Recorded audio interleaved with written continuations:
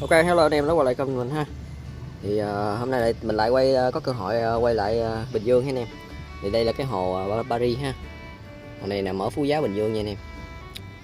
Hồ này cá chủ yếu là cá mè với cá trôi ha anh em. Bữa trước thì mình có ghé đây một lần rồi, mà bữa đó cá đó không ăn ha, móm.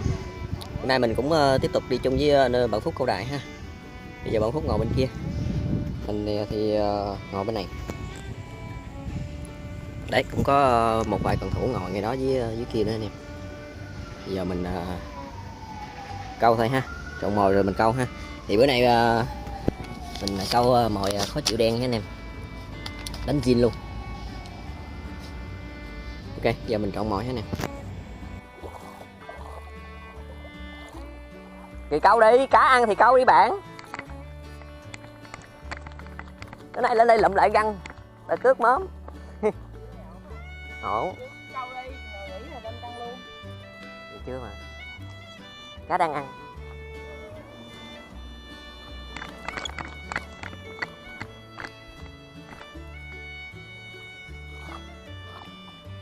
Được không?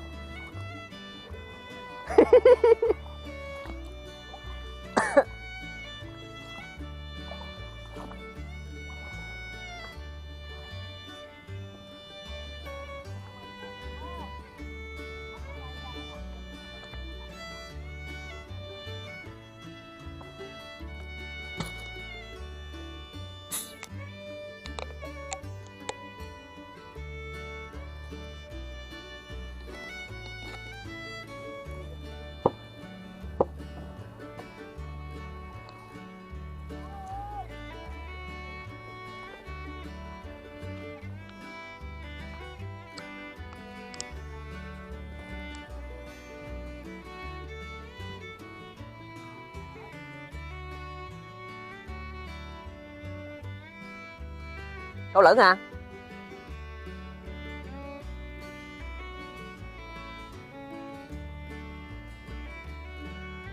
Cá mẹ vô, nãy giờ mình thấy cái con nó lượng nó hay lâu lâu cái nó chạy đi là mình thấy giống cá mẹ vô, mà là biến đổi qua quá.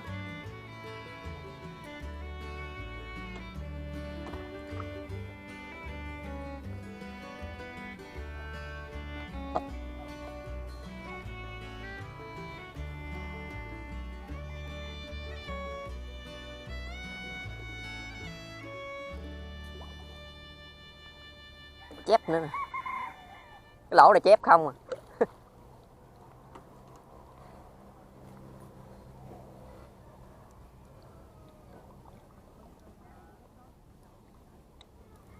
Gì?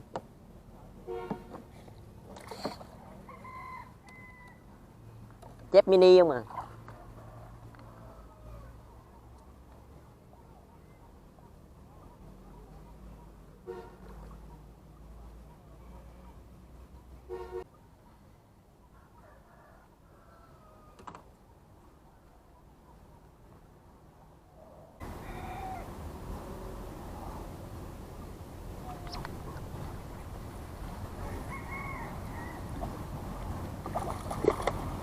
Đó, nãy giờ mới được con chó.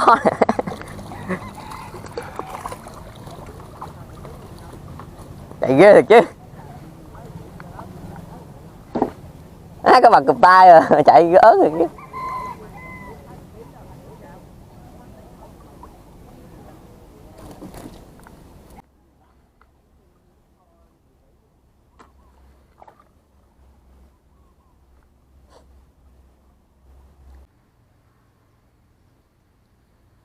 Rồi, lúc sau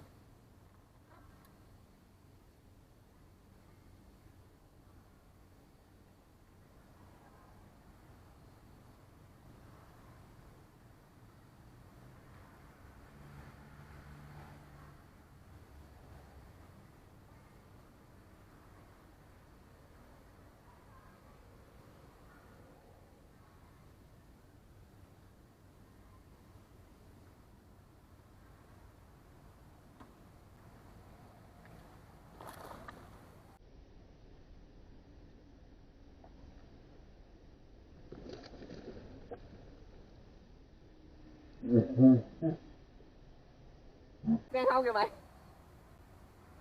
Rồi đi đi tao cái lưỡi luôn rồi. Nhanh như gió thì chứ. Mới thả xuống quay qua quay lại chạy mất tiêu.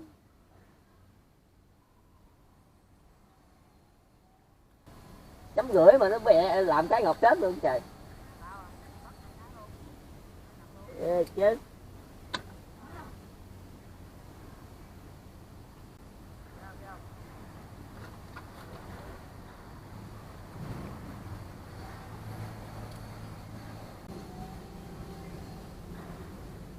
Mình câu thẻo 1,5 mà nó chụp ngang nó bước một cái một. Mình chưa kịp nhìn phao nữa mà cái trâu với cái mè nó chụp lửng ha.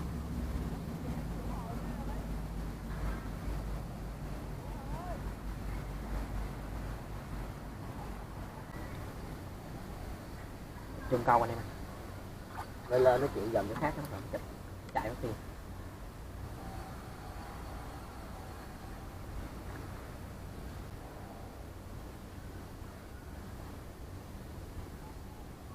Pha nãy giật mình luôn, không biết vụ gì đâu, tự nhiên mình đang cầm cái cần câu mà mình nói được cái pha đó, nếu mà mình để cần câu dưới chắc nó lâu từ xuống rồi không mất, không biết không.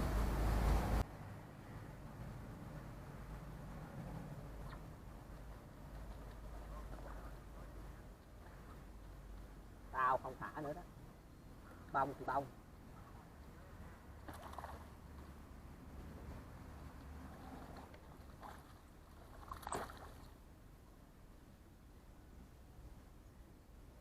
Dép anh em.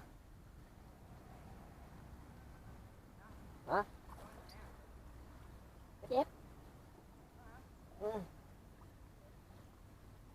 Lên. Nó không lên luôn. Nó còn chạy kìa.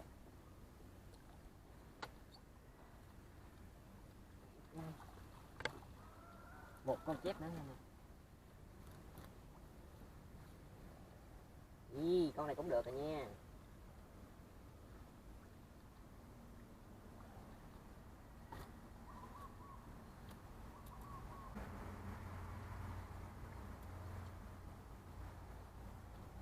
Ok anh em ha. Nè. Đấy, con cá chép nhìn nó vàng vàng đẹp quá.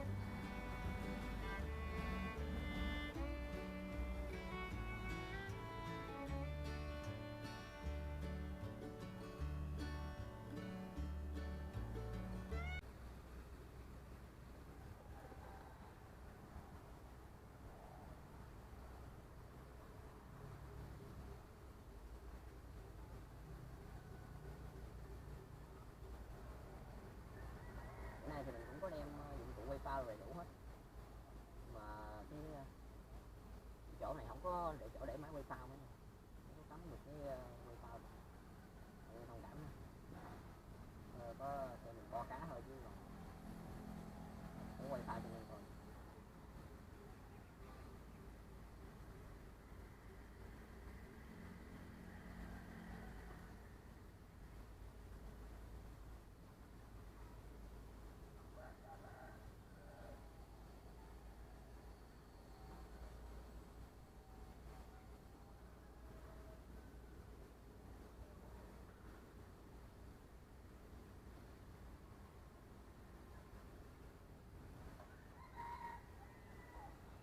Câu chặt 36 anh em, thì 3 chấm, kéo thì 1,5 chấm ha.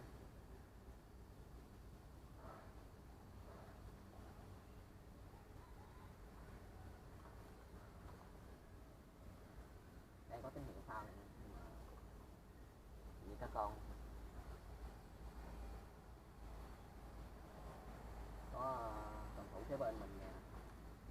cách mình 20 mét lên cá mới vừa vớt xong.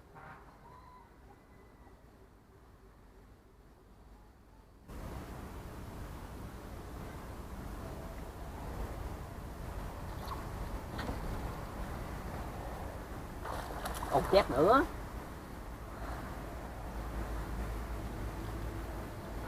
Lên đầy. Chép này chỉ đau các bạn ơi.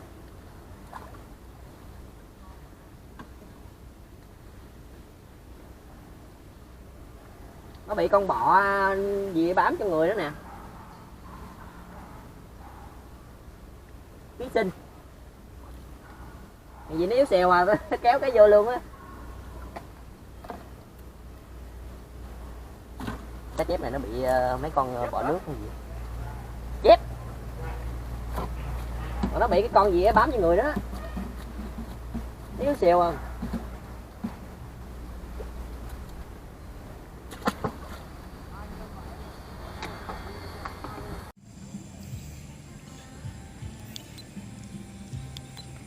Ok anh em á, thì bây giờ mình dọn đồ mình về. Cá nó cũng không ăn nữa, hồi nãy giờ ngồi hoài cũng không ăn anh em à. Tối rồi, giờ cũng 5 giờ mấy rồi á. Giờ quay báo cáo cho anh em coi cái rồi. Xin kết thúc video tại đây ha.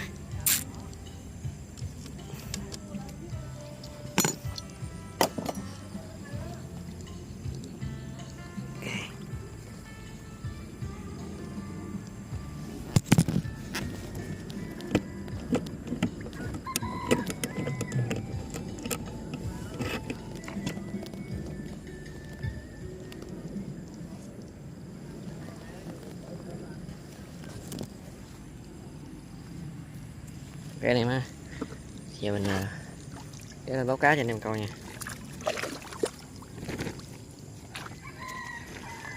Có một tay đây, được. Có một tay không có làm được. Cây thành quả hôm nay anh em, buổi trưa giờ mấy tiếng, từ 1 giờ tới giờ 1 giờ tới giờ 5 giờ ha, 4 tiếng. 4 tiếng mấy vậy, được 4 con chép nè anh em. 4 con chép, 2 con phi, 2-3 con vậy đó. Ok, giờ mình xin kết thúc video tại đây ha anh em. Đây thì bạn Phúc còn lên cá kìa. Thì hôm bữa trước thì móm, bữa nay thì gỡ móm được kìa anh em. Ok thì hồ này là hồ Paris ha anh em, ở Phú Giáo Bình Dương. Rồi bây giờ mình dọn đồ mình về anh em ơi. Hẹn gặp lại anh em ở video tiếp theo ha. Bye bye anh em. Con cá dính đuôi hả? Ok, bye bye anh em.